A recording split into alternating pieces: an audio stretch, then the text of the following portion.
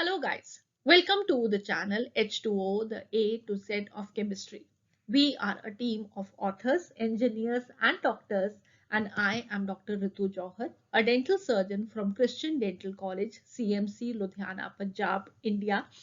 Along with being a practicing dental surgeon, I am assisting my father and husband in authoring many chemistry books for classes 9th to 12th. Also, I am an educator on the Unacademy platform of education, and you can watch my courses in the free courses on the Unacademy app. So today we will be starting with a new course from Inorganic Chemistry, the P block elements, group number 15. Group number 15 is also called as the nitrogen family, and nitrogen is a element which you all know from your junior classes when you started learning about the composition of air. Air is a mixture of gases is what you learn, and 78% of air is made up of nitrogen. Along with nitrogen, we have another very important element in this group, that is going to be phosphorus, which is going to be very important for the growth of plants, and it is very important for our growth as well. Our teeth, our bones, they have an essential component as phosphorus. So these two, and along with that, there are many more that we will be discussing in our lectures. And today is going to be an introductory lecture, just a broad overview of the group 15 elements. So let us begin our learning. I hope you're going to enjoy this course with me. So to begin with the learning, let us start with looking at the periodic table, without which the study of inorganic chemistry is never complete. So you have already had a detailed discussion of the periodic table, the periodic classification of elements in class 11. So whatever we are discussing is going to be just a revision, but a very important one. So we have group number 1 and group number 2 to be the S block elements. Then we have group number 3 to group number 12 being the D block elements. And along with the D block elements in group number 3, we are also having a same position being assigned to the F block elements, the lanthanoids and the actinoids. And then we have group number 13 to group number 15 being formed by the P block elements. So we can essentially divide the whole periodic table into 4 blocks: the S block elements, the P block elements, the D block elements, the F block elements. The S and the P block elements, they are called as the normal or the representative elements. The D block, they are called as the transition elements. The F block elements, they are called as the inner transition elements. S and P block elements, they are highly reactive, and therefore they are not found in the native state. They are generally found in the combined form. And then very importantly, what you have to remember about these S and P block elements is that the first member of the respective group, they differ from the lower ones. And in all the group discussions, we really discuss about the first member being different from the rest, how it is different. So we are going to have a detailed discussion even in this group 15 elements when we will be discussing how nitrogen is going to be different from rest of its group members. So the P block elements, these are the elements belonging to group number 13 to group number 18, and they have the general electronic configuration ns2 np 1 to 6. So the last electron is going to enter into the p orbitals, and therefore they are called as the P block elements.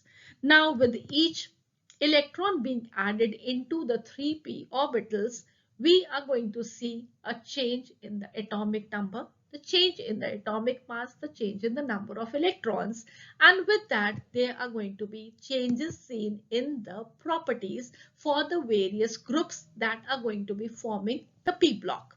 So the properties, they are going to be influenced by a variation in atomic size, ionization enthalpy, the electron gain enthalpy, the electronegativity, all of which we will be discussing separately in the upcoming lectures. So now the area of interest from the periodic table is going to be this portion, which we call as the P block. This is going to be group number 13 to group number 18.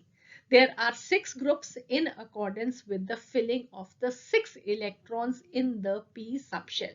So P subshell is going to have 3 types of p orbitals, px, py, pz, and in each of them you all know that 2 electrons can be filled at a maximum, making it 6 electrons in the p subshell, and therefore we have 6 groups in accordance with the filling of 1 electron into each of them, right? So it will be p1, p2, p3, p4, p5 and p6, and here the p subshell will get filled. And out of this, when we study the group 15 elements, it is going to be which group? Group number 15. So this is here in the center where you're finding the group 15. So we're just going to take it out onto this side and put it always over here so that you remember that these are the elements which form group 15. Right? So we have nitrogen, phosphorus, arsenic, antimony and bismuth forming the group 15 elements. And how can you remember the names? We have a mnemonic for that. You can remember any which you like. So the mnemonic I have is no person has sabudana biscuit. Okay. So no person, no N. Person P has, just keep the H as a small one and as will be the arsenic, and then we have sabudana SP for the antimony and bismuth Bi. Alright, so this is going to be no person has sabudana biscuit forming the group 15 elements: nitrogen, phosphorus, arsenic, antimony and bismuth. Now as far as their behavior is concerned, as we are going to go down the group, there is going to be a shift from the non-metallic to the metallic character through the metalloid behavior. So what do we mean by that? Nitrogen and phosphorus, they are going to be non-metals, right? So they are going to be non-metals. Then we have arsenic and antimony, these are going to be metalloids, and bismuth down the group is going to be a typical metal.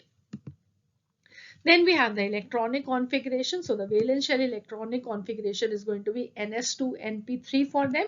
And this also means that here the s orbital is completely filled and the p orbitals, they are half filled, making their electronic configuration extra stable. So this is what is going to be interest to us when we will be studying about their ionization enthalpies, etc. in the next lecture when we will be taking up their atomic properties.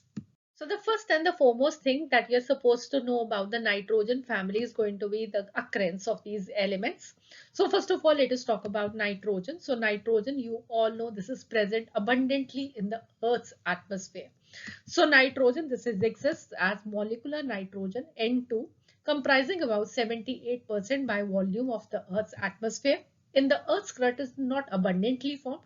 Wherever it is going to be formed, it will be in the form of nitrates. But what you have to remember about the nitrates is that nitrates, they are water soluble, therefore not very abundant in the Earth's crust. Wherever they are found, well, they are found as two major sources. One is going to be sodium nitrate and the other is going to be potassium nitrate. And here the names for these, they are going to be very important. Sodium nitrate, this is also called as child saltpeter, or it is also called as soda niter. Okay, and potassium nitrate, this is simply called as niter, or it is called as Indian saltpeter. So this is what you have to remember for them. It has been asked previously in the examinations. Next, nitrogen, this is going to be a very important and essential constituent of us plants and animals. So where it is going to be found in the plants and animals? Well, it is going to constitute the nucleic acids, the amino acids and proteins. And also please do remember that nitrogen, this gets recycled in the biosphere by the nitrogen cycle, which you have studied in your junior classes in biology. The next we have after nitrogen to be phosphorus. So phosphorus, this occurs abundantly in nature. This is the 11th most abundant element in the Earth's crust in the form of rocks. It is a very reactive element. It does not occur free in nature. It will be occurring in the combined form in the form of orthophosphates. And most of the phosphorus content, this will be occurring in a single mineral family called as apatite.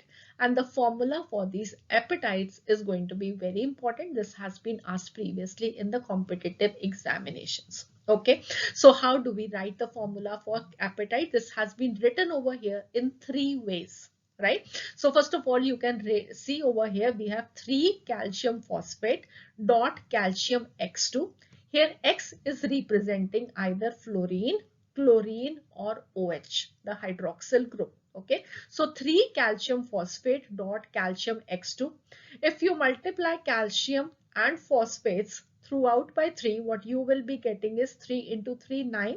So we can write this as calcium 9. Phosphate we have 2, so multiply this by 3, so you will be having phosphate 6 dot calcium X2. Again, this will be the same thing, just like writing this over here. And then you can also total all of these. So 9 plus 1 is going to be 10 calcium. We will be having 6 phosphates and X2. So these are the 3 ways which can be asked to you in the examination. So you should not get confused what is going to be the formula for the apatite. Okay. This is going to be again very essential for life as structural material for higher animals, bones and teeth, and metabolite for plants and animals. They are constituted by phosphorus. So now I want you to remember these common minerals which have been asked frequently in the examination. The formula for phosphorite is going to be simply calcium phosphate. When we say fluorapatite, the X is going to be fluorine. Okay, so we have 3 calcium phosphate dot calcium X2. Now here X is going to be fluorine. Then we call it as fluorapatite. When we are saying it is as chlorapatite, so the X is going to be chlorine. And when we have hydroxyapatite, the X is going to be OH. Rest the same formula that I've told you as a general formula for the apatites. 3 calcium phosphate dot calcium X2. When it is going to be fluorine, it will be fluorapatite. When it will be chlorine, it will be chlorapatite. And when the X is going to be OH, it is called as hydroxyapatite. So please do remember this very importantly. Okay. So the next we have is arsenic. So arsenic is not very abundant. It is present in traces in some sulfide ores. For example, it can be obtained as arsenic oxide in the blue dust from roasting, copper sulfide, lead sulfide, iron sulfide, cobalt sulfide, nickel sulfide in air. Similarly, we have antimony to be not very abundant. Again, this is also obtained as antimony oxide in the blue dust from roasting of zinc sulfide ores. And bismuth, again, it is not going to be very abundant. Again, it will be present in traces in some sulfide ores. So you can remember for all of them, arsenic, antimony and bismuth, they are not very abundant and found in some sulfide ores. Okay. So that would be all for this lecture. I hope you all have enjoyed. We have just had a brief introduction to the nitrogen family. Very important discussion is going to be following up, which we will be talking in the next lecture about the atomic properties. Okay, so I hope you are going to join me back also for the next lecture and the next lecture. Well, let us see what it is going to be. So please do subscribe, do like, and do share it. We have to do a detailed discussion on nitrogen and phosphorus, the compounds of nitrogen, the compounds of phosphorus. So we will be taking it up all in the upcoming lectures. So please be with me for all the lectures. They are going to be very important questions coming up in the examination from this topic. And I assure you that I will be even giving you the questions which are being asked in the examination so that you have a proper understanding of the concept. You know what are the important things which are coming in the examination. So please be with me, and for that just simply subscribe to the channel, click on the bell icon so that you get a notification the moment we put up the next lecture for you. So see you again. Have a nice day. God bless you.